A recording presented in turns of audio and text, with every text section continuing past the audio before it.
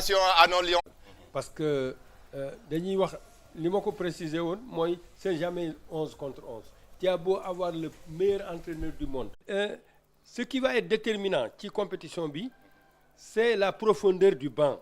Aujourd'hui Aliou Cissé peut mettre en place plusieurs projets. Il commence par un 4-3-3 en éliminant systématiquement Abdou Diallo qui quand on est en situation défensive, on est 4 défenseurs plus un homme du milieu, Pape Gueye, qui est devant la défense. En phase offensive, Pape Gueye va compléter l'attaque. On libère aussi Krépin Diatta. Et c'est Diallo qui vient jouer le rôle de Pape Gueye, c'est-à-dire en cas de contre-attaque. C'est lui qui est le premier stopper qui empêche la progression du ballon. Mais ça nous donne beaucoup plus de présence dans l'axe. C'est-à-dire, bu ñu doyee foofu, c'est ce qui explique le but de Pape Gueye. On est suffisamment présent dans la surface de réparation de la Gambie. Moi, j'étais persuadé qu'en principe, ils n'ont pas les moyens de nous inquiéter. Deuxièmement, nous sommes suffisamment outillés maintenant pour aller chercher la victoire. Xam nga dama ne Aliou dès mu joxe classement bi ma ne Aliou se donne les moyens d'aller chercher la victoire. Boo seetee cette victoire a été acquise par un collectif. Du ay buts yoo xam ni buts raccro la. C'est des buts qui ont été construits nga xam ni équipe adverse bi mënu ci dara. Boo seetee le premier but et le troisième but, c'est la même chose. Travaille sur un flanc, on retourne sur l'autre flanc, on libère quelqu'un. Sur le premier but, c'est Sadio qui donne cette balle dans la surface, hors de la surface à Pape Gueye. Pape Gueye n'a pas besoin de mettre une grosse frappe. Il faut simplement choisir l'espace libéré. Fi góol bi nekkul nga passe quand yi dem ñibbi c'était la force d'un garçon comme Messi.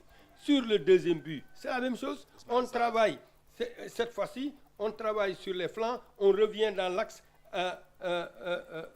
Lamine Camara plonge dans la défense, ça c'est terrible. Cet homme de derrière qui vient, tu as des difficultés parce que tu es battu à la course. Xam nga yow di ngay taxawee.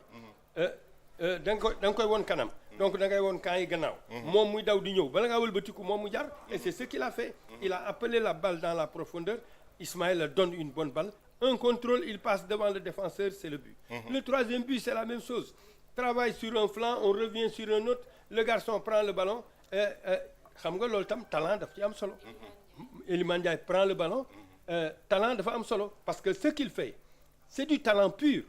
C'est-à-dire, si tu n'as pas un élément capable de réaliser ça, tu ne peux pas envisager ça. Et quand il a donné le ballon à Lamine, en fait...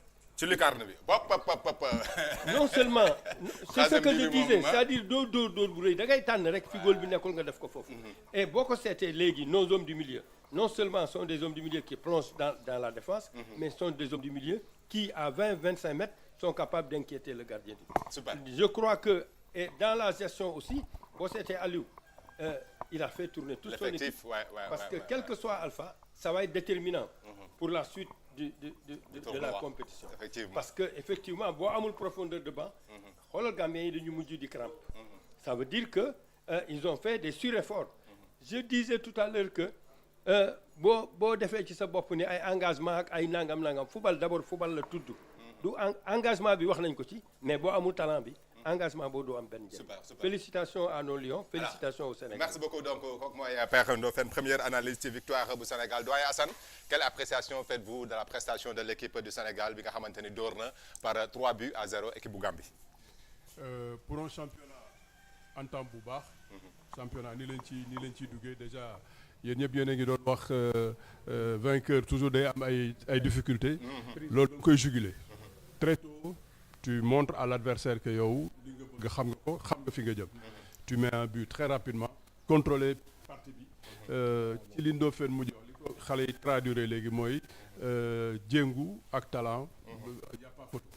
Parce que amoo talent bëgg na da ngay jéngu rek mënu dem. Donc la différence était dafa rëy trop. Était presque abyssale.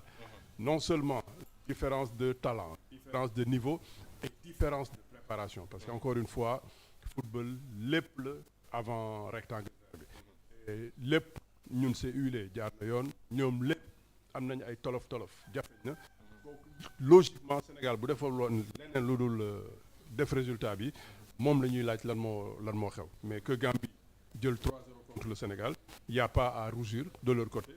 Le Sénégal nag championnat nii nga ciy duggee engranger capital confiance bu bëri xam ne attention adversaire bi tey il a pas été à la hauteur suba di nga am adversaire bu gën a jafeñ nga gën a élever ce niveau de jeu mais au moins Aliou ci li muy seet mu ngi gis ay certitudes on s'est posé la question de savoir ce sera quoi le rôle de Abdou Diallo.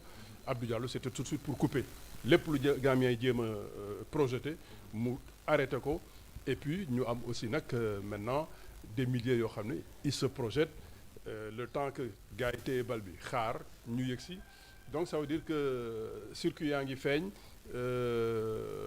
complicité yaa ngi génn c'est bien pour le moral c'est bien pour la suite on prend la victoire elle est très belle elle est très méritée amul lenn luñ ciy laam-laame nañu permettre ñu gën a liggéey gën a defaru ñi paregul woon ñëw bokk ci groupe bi et chapeau aussi à Aliou Cissé parce que gaaw nañ trop ci diingat ko mais vraiment aussi tey moom mun nañu wax ne Macky Sall sax wax na dëgg parce que tuddee na ko El Tactico tey moom day tactiquement li ngay wax gis nañu aussi mu fippu doon wax ak capitaine Koulibaly mooy bu Koulibaly jëlee bal bi sànni ko donc mu naan ko carrément que ni jëlal bal bi ngeen passante quoi juste pour dire que kii di Aliou Cissé donc rigueur bi nga xamante ni am na ko donc day ñëw aussi ci prestation yi ci ku ci nekk aussi individuellement parce que quand même il y a des joueurs yoo xamante ni tey wane nañu seen bopp donc j'ai envie de citer Lamine Camara bi nga xamante ni il a inscrit 2 buts mais là la d'abord prestation bu équipe bu Sénégal tey mu nekkoon entrée en lice donc premier match face à la Gambie c'est vrai que des questions yi bari woon na parce que amul équipe bu ndaw Coupe d'Afrique toutes les équipes se valent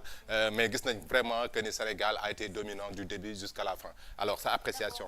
Félicitations man j'avais persuadé que ni dinañu gagner Gambie parce que atu yëpp mi ngi fi et que aussi tamit on a de bons joueurs donc techniquement bu ñu tegee li ñu war a teg permettre aussi ñu mën a développer football bu jaar yoon loolu moo andi résultat bi alors damay rejoindre ñaari doyens yi ci lu ñu wax ci côté classement bi boo seetloo si début bi maa ngi koy wax maa ni classement la boo xamante ni dafa modulable cela veut dire que à tout moment dañuy interchanger ñoom ñi nga xam ne ñooy joueurs yi soit ci côté défense bi soit ci côté milieu bi étant donné que sànq problème mu imprégné bi nga xamante ne ni dernière génération bi maa ngi ci doon wax aussi gis ngeen Lamine def na une bonne entrée gis nañu aussi